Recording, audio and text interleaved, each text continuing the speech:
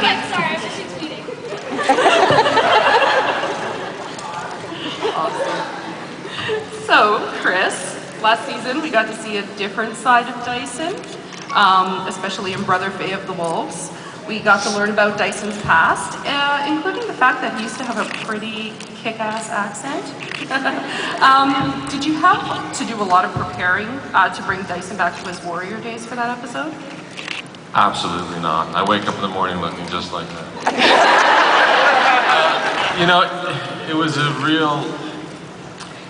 It was a great experience doing that episode, and it was a great opportunity to sort of broaden Dyson. Bringing the accent was a risk that Jay and our producers let me go with, which was lovely, and I've managed to bring it back a few times.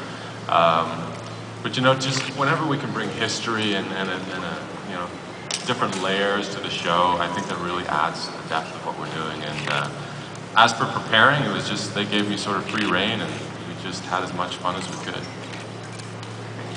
Now, Ksenia, in the latter half of season 2, Kenzie really proved that she's more than just Beau's claimed human. She's really proven herself as a valuable member of this team. Did she now? Yes, she did. Hello, standing up to that, Norn. Can you tell us if we'll see the consequences of some of her actions carry over into the upcoming season? No.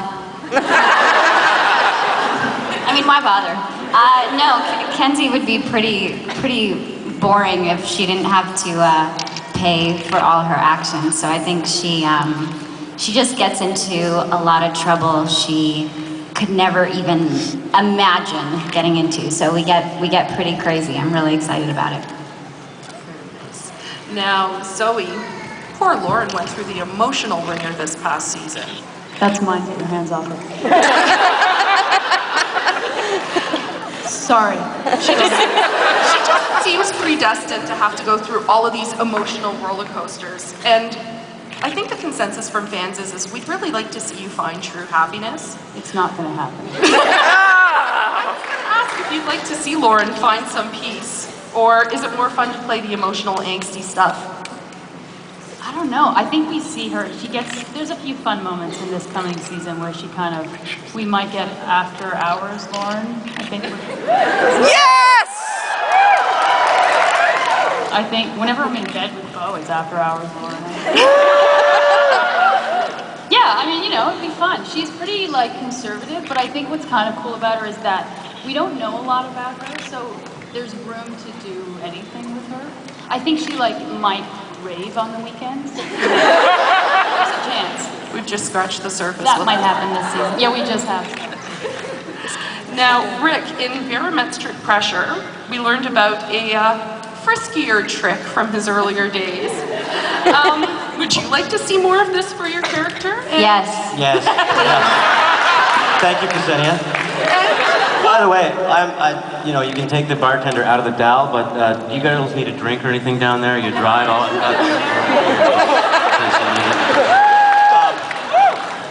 Yeah, I do. I would like to see more of that. That was a lot of fun. That particular scene was a hoot to do. And Kyla Walker, who played Wei Lin, the Lude Wan, that was so much fun to say, was brilliant, and it was a blast. And so, yes, I would love to see more of that. Will there be any new lady friends for season 3 for the Trickster?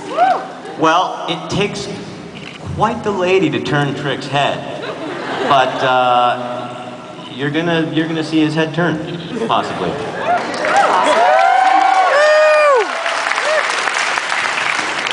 Now, Casey, we found out more about your character's backstory in season 2.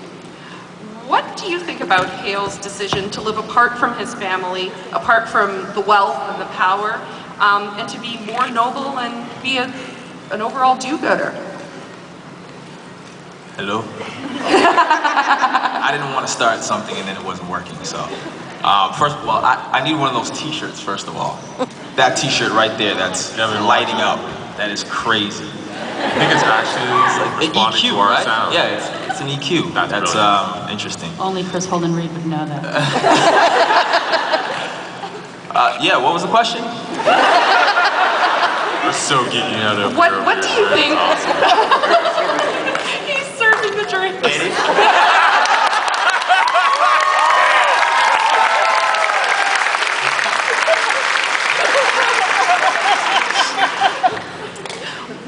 What I was saying was, what do you think about Hale's decision to live apart from the wealth and power of his family? Do you think this is commentary on materialism, or do you see Hale as perhaps a role model? It's ridiculous. To be honest, he's broke now. Stupid.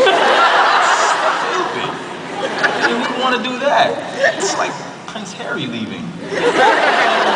I should bring up Prince Harry right now, should I? This is how Casey is different from Hale. Yeah. But no, I think, you know what? He made a moral choice, really. I don't think Daddy's any good, to be honest. And, you know, I mean, where's Mommy? First of all, he named me Haley. I'm leaving. You know what I mean? Forget about it. That's just ridiculous. But no, I think it was the right choice. I think as role model, he's a ladies' man. I don't know if that makes a good role model. But for his choice to leave, I think absolutely. He stands on his own 2 feet. And that's just the kind of individual he is. You can clap now.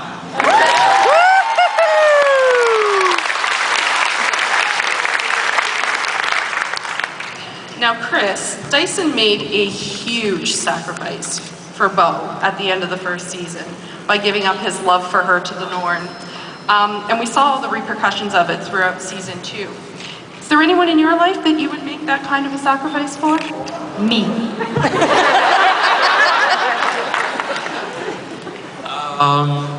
Yeah, I would. He's sitting right over there. Yeah. But, God, I don't know what that... Would you sacrifice your love for someone you love? I don't know, that's a slippery slope, you know, it's kind of a catch-22. I have always kind of thought that love is the answer. You kind of need it to make everything right. So if you take it away to make it right, I don't know.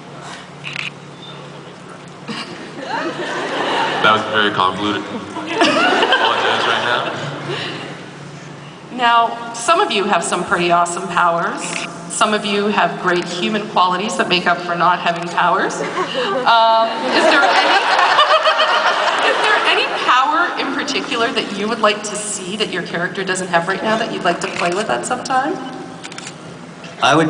Trick would like it if the rest of his group would actually listen to him. When he gives them advice, they'd actually do what he says. They kind of do. But then they all go and use their own minds and think about, you know, it's never what he really wanted to. Yeah. I always think that I always want Vex's power to sort of be able to control people. I'd like to read people's minds. I'd like to fly. There's a lot of things I'd like to do, actually. Do you guys remember, and I think this is the right movie, I hope this is the right movie, Children of the Corn? That's what I want to do. I want to be able to block everything out. Like, my brain has to be a brick, so I don't have to hear Dyson whine anymore. Okay, this is an old one for me, and it's copyrighted, you can't take it. I would want to be able to turn into organic steel, that I could manipulate myself on a bio level. I wouldn't need oxygen. I would be immortal. I could touch metal and manipulate it at atomic level. Make a samurai sword that was atomically sharp, cut through anything like a lightsaber. Ridiculous. You haven't thought about it that Stay at all. tuned for the incoming comic book. I want to be a Smurf.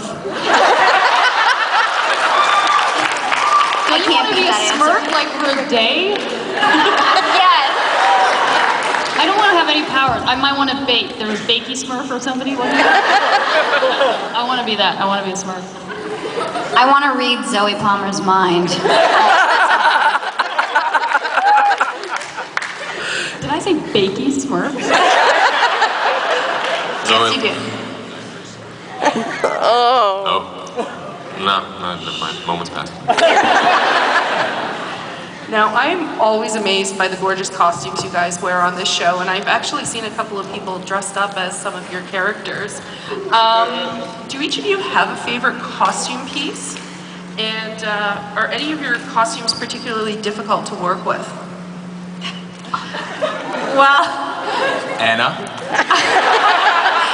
I remember when we shot our original pilot, you know, you work with all different departments when you're shooting. You've got the wardrobe department and props and all these great departments of which we have the most skilled people. And we were shooting the pilot and I was, you know, I had put all these things on individually, but not all at the same time. And it was the scene where I'm battling Vex in the stripper bar. And, you know, they kind of suited me up for the day. I had on my crossbow and my knife and on my hip and in my boot. And they called action, and I was just hitting myself in the head with the crossbow as I walked. I couldn't do anything. I looked nothing like a superhero, but you know, we figured it out in the end. So sometimes it is a little bit challenging, for sure. We are so lucky, Ann Dixon, who created really the look of the show. As we always say, we have, you know, custom fitted pieces and her creativity and the work she has done. Frankly, I think we've never looked better. So, so thank you, Ann Dixon. It's so wonderful. Huh? Is she here? No. No. I I'll wish. tell her. Oh, sorry, I'll tell her. Okay. But sometimes, you know, on like hot days when we have, you know, tight leather pants and corsets and it's like plus 30 and, you know, Anna and I are running in some graveyard or, I don't know, through some forest and, you know, sometimes it's a little challenging, but it adds to the feeling, to the flavor, so we don't complain too much. Yes.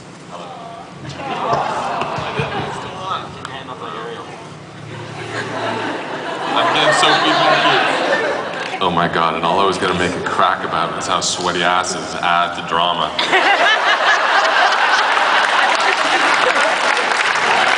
And that's the end. Thank you for coming.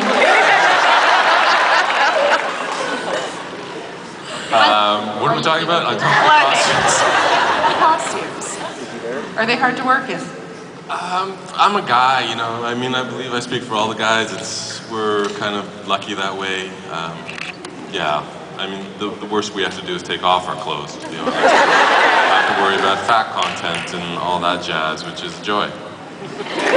So true.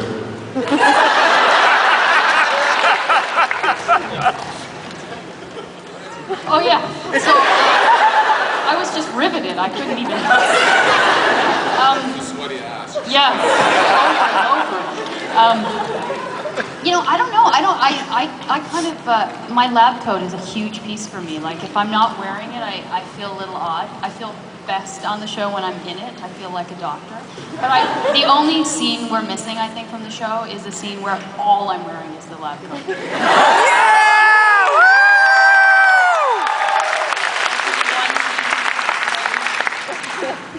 That's it. That's all.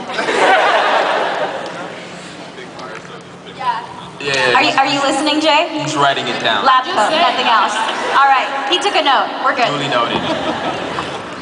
Yeah, no, I agree with Chris. It's, for us guys, it's nothing, it's whatever. As long as I have my hat, I'm happy. That's all, you know, that's it. And I guess the trickiest part is sometimes I have hair, sometimes I don't. So we always have to adjust the hats accordingly. Sometimes we gotta stick some foam in it. And because I got a peanut head.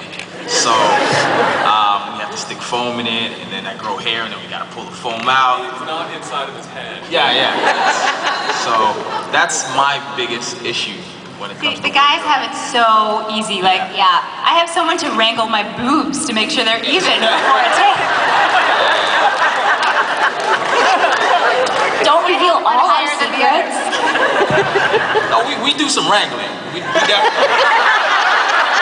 We all help wrangle.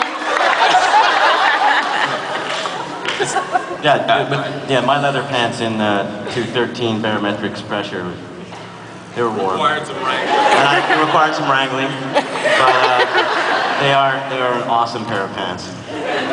And I feel most like Trick when I'm wearing leather. Now, it's no secret that fans are divided between Team Lauren and Team Dyson. Zoe and Chris. Are you divided?